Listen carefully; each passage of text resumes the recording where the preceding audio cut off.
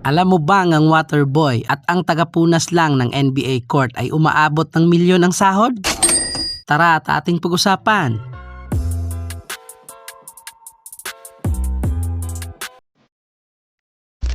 Walang balita sa ngayon sa NBA mga ballers. Dito muna tayo sa interesting topic. Alam ko na minsan na ding sumagi sa isipan nyo kung ilan nga ba ang sinasahod ng mga tagapunas lang sa court at ang mga water boys sa NBA na kahit ako mismo ay napapaisip rin kung ilan nga ba. Kung titingnan kasi natin ay napakasimple lang ng trabaho nila. Tamang punas lang pag nabasa yung court at simpleng abot lang ng towel at tubig sa mga iniidolo nating NBA players. Ang hindi pala natin alam na ang simpleng trabahong tagapunas at waterboy ay pwedeng pumaldo ng limpak-limpak at maging milyonaryo dito sa Pilipinas. Pero ang malaking tanong, totoo nga ba ito? Ito nga ba ang pinakamadaling paraan para yumaman o mag-scatter na lang? Joke lang. O baka naman may mga detalyeng hindi natin alam na nakatago sa likod ng magandang balitang ito. Ngayon, himayin natin at magpa-fact check tayo kung ano nga ba ang totoong realidad sa trabahong ito. Base sa mga reports mula sa mga sports analysts at mga insiders sa NBA, ang sagot ay oo. Totoo ang lahat ng yan mga ballers, hindi lang yan chismis. Ayon sa mga naglabasang article at balita online, ang mga tinatawag na NBA floor sweepers o yung mga tagapunas ng pawis sa court pati na rin ang mga water boys ay kumikita ng mula sa $30,000 hanggang $40,000 kada taon. Pag na-convert mo yon sa Philippine money, aabot yon ng 1.7 hanggang sa 2.3 million. Grabe, ang sarap pakinggan. Samantalang tayong mga Pinoy na minimum wage earner lang ay patayan pa ang trabaho at nasa 100k plus lang ang kita sa isang taon. Aray ko!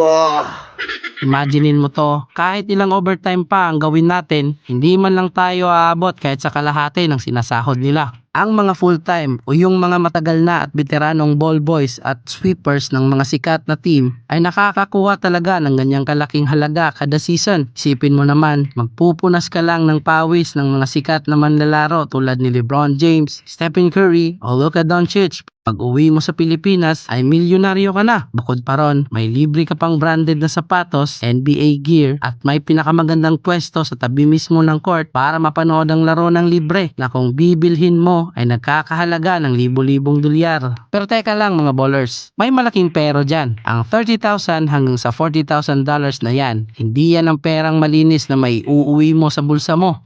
Sa Amerika, napakataas ng tinatawag nilang income tax o buwis sa kita. Depende sa estado kung saan ka nagtatrabaho. Halimbawa, sa California kung nasaan ang Lakers at Warriors o sa New York kung nasaan ang Knicks, ang tax doon ay kumakain ng malaking parte sa sahod na yan. Kaya kung iniisip mo na buong 2 million pesos ang maipapadala mo agad sa Pilipinas, nagkakamali ka dyan. Babawasan pa yan ng tax na kukunin ng gobyerno ng US. Pero bukod sa tax, may nakaakibat pang ibang problema dahil sa US, mataas ang cost of living. Ito ang malaking realidad na hindi masyadong ipinapakita ng mga maikling video sa TikTok o Facebook Reels. Dahil sa US, ang 30,000 hanggang sa 40,000 a year sa Amerika ay itinuturing lang na low income o mababang uri ng sahod. Bakit? Dahil kung doon ka titira sa mga city na may NBA teams, ang renta pa lang sa apartment ay sobrang mahal na. Ang Los Angeles o New York na isa sa mga mayayamang syudad sa Amerika, ang isang maliit na studio apartment ay pwedeng umabot ang renta sa $2,000 hanggang $3,000 monthly. Kulang pa ang sahod mo sa isang buwan para lang sa matutuluyan mo. 100,000 plus yan kung dito sa Pilipinas. Ito pa ang ibang presyo ng mga apartment na may NBA team sa syudad.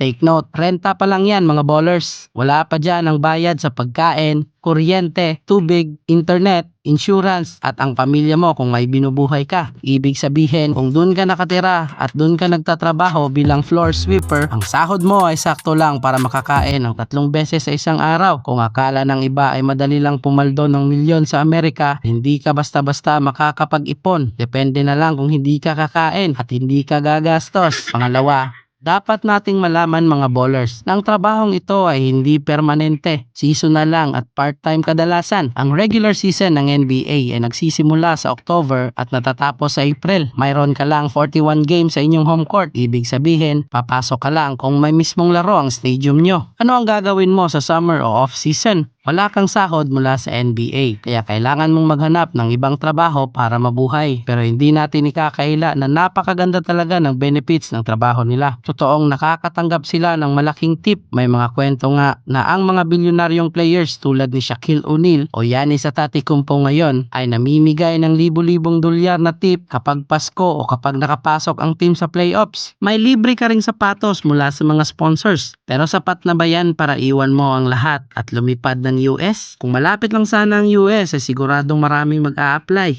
Side question lang mga ballers. Napaisip din ba kayo? Paano kung hindi nila nagawa ang trabaho nila at may nadulas na NBA player at nag-cause ng injury? Sila ba ang magbabayad? Ang sagot ay hindi.